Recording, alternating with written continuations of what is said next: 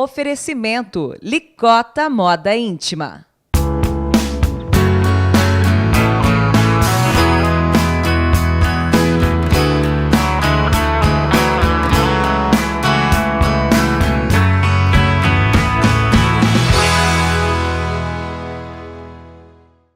Mauá, a doce Mauá, o antigo Pilar, integrante primeiro lá de São Paulo, da Municipalidade de São Paulo, depois integrada à Freguesia de São Bernardo, ao município de São Bernardo, ao município de Santo André, até a emancipação em 1953, quando surge o município de Mauá.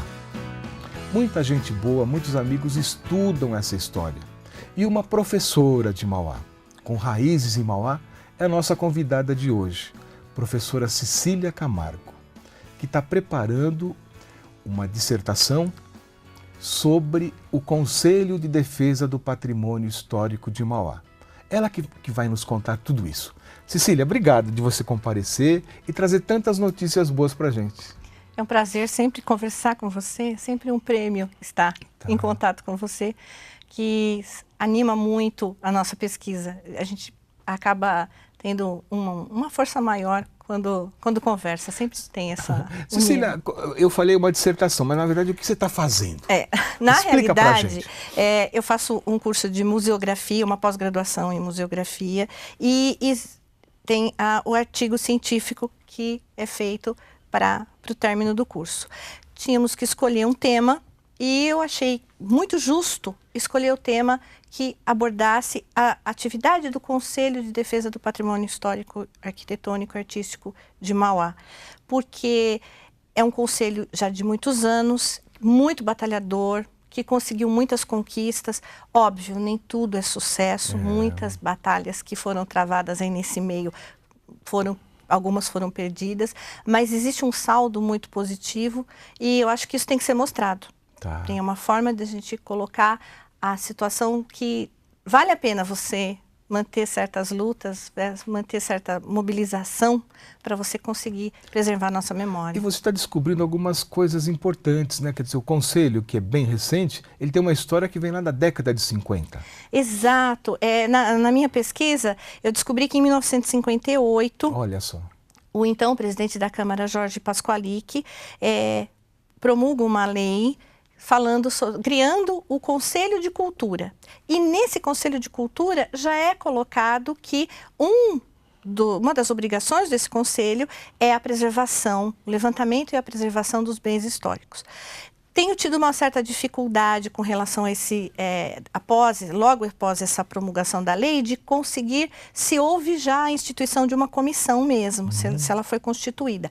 Porque o próximo documento que eu encontro, que ratifica a comissão, que nomeia membros, já é de 1976, pelo então prefeito Amaury Fioravante. Certo.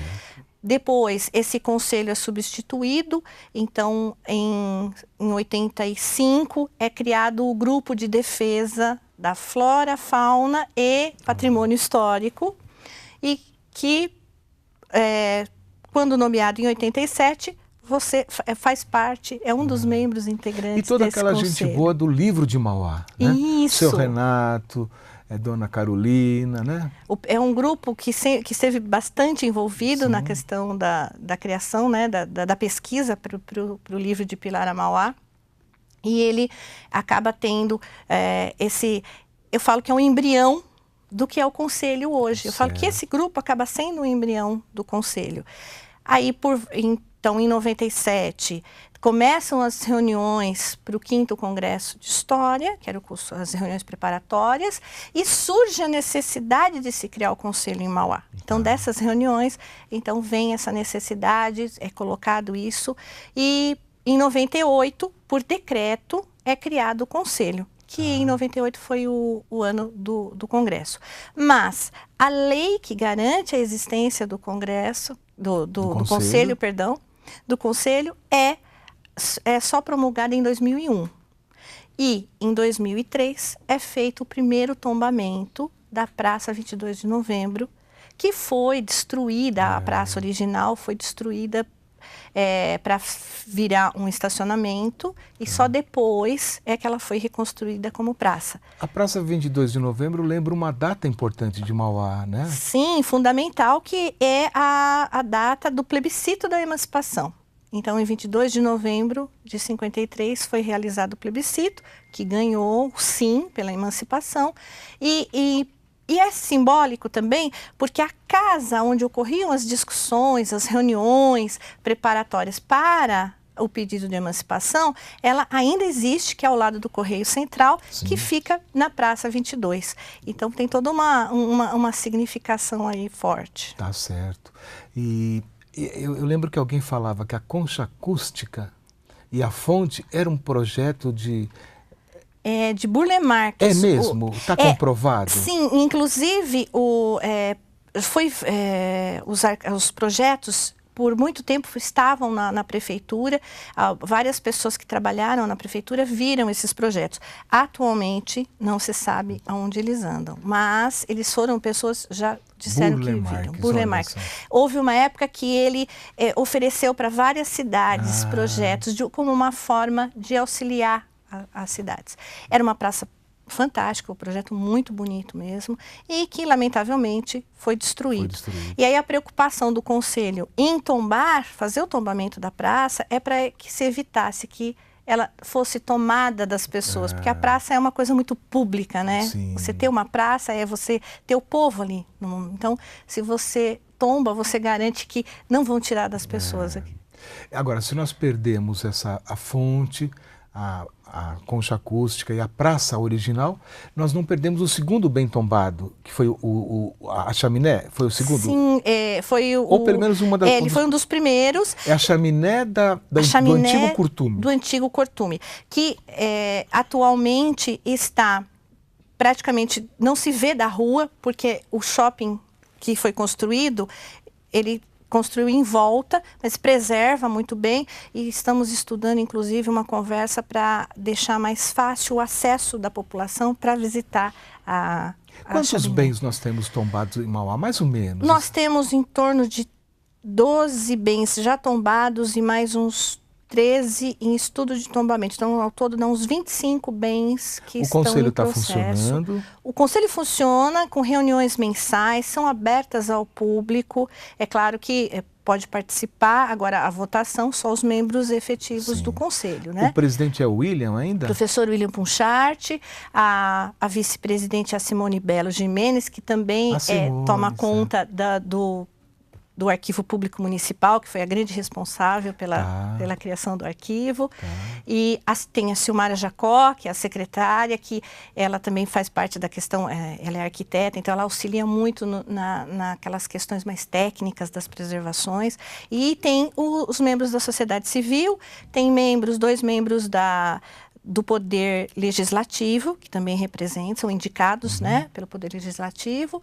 Então, é um grupo grande. E a sociedade civil? A sociedade civil, ela é composta por representantes... É o mesmo número de público? Sim, é o mesmo número. Então, nós temos 5 representantes do que seria o poder público, entre o legislativo e o executivo, e 5 da sociedade civil. Sabe por que eu faço essa pergunta? Porque lá em São Bernardo mudaram lá a lei, a sociedade civil não é representada, ela é bem pouco representada, a maior parte é do poder público.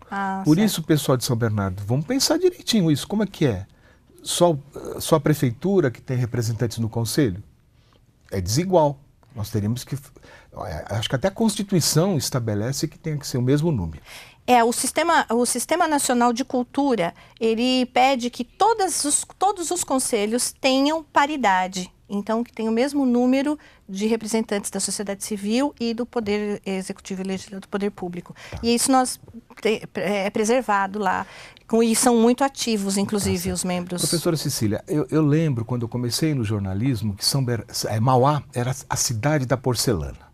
Hoje nós não temos mais fábricas ceramistas em Mauá. É só a única fábrica que resiste ainda e que, inclusive, nós estamos com um processo de estudo de tombamento do processo de fabricação, não da fábrica, mas do processo de fabricação, é a porcelana Kojima. Kojima. Então, estamos que fazendo mais todo do que esse uma levantamento. empresa comercial, é uma empresa artística. Exatamente. Né? O seu Kojima, ele é um artista, é um ceramista, e ele produz vários trabalhos que são únicos, então ele tem essa marca. Quer dizer, todos esses detalhes vão entrar no seu trabalho. Tudo entra, toda a intenção da preservação e principalmente o enfoque da preservação das indústrias, da memória industrial, que é uma coisa que, se as outras... Só considerando o polo petroquímico e o polo de Sertãozinho, mata pau. Exato. Agora, quem lembra da Fosfanil? Né? Eu queria que nesse encerramento você falasse um pouquinho da Fosfanil, das imagens que restaram e do seu saudoso maridão. Então, o meu marido, o Edson, ele, além de escritor, ele era químico. Ele trabalhou na Porcelana Schmidt, ele trabalhou também na Fosfanil, então, tanto ele foi ceramista quanto ele foi químico. E ele conseguiu da Fosfanil um álbum de fotos de quando ela foi inaugurada. E então essas imagens são muito interessantes, principalmente quando se passa hoje lá e não se vê vestígio algum. Então a Fosfanil foi uma indústria importantíssima para a cidade, produziu muito, espalhou adubo por esse Brasil todo afora, porque os caminhões, os trens entravam na fábrica, né? Tinha os ramais e eles carregavam toneladas e toneladas de adubo para fazer toda a agricultura funcionar bem. E só que agora, quem passa lá não faz a menor ideia ficava do onde, poder. exatamente? Né? Ela ficava em Capuava, na avenida paralela à linha do trem, que fica próximo, quem lembra, da Philips. Ela ficava atrás, do outro lado. Então, junto... Tinha uma outra empresa de adubo também do lado, elas ficavam bem próximas e eram responsáveis por uma produção muito intensa. Muitos trabalhadores passaram por lá. Aguardamos então com ansiedade o seu trabalho. Passa depois para a gente divulgar. Com certeza. Cecília, obrigado pela sua participação. Mauá presente na Memória na TV do Diário do Grande ABC. E na próxima semana, uma nova atração. Para a gente descobrir, para a gente enaltecer o trabalho de construção da nossa história. Nossa história é muito rica, é muito bonita. E gente como a Cecília ajuda a alavancar e levar adiante isso. Em especial pensando na escola e pensando nos nossos descendentes. Até a semana que vem.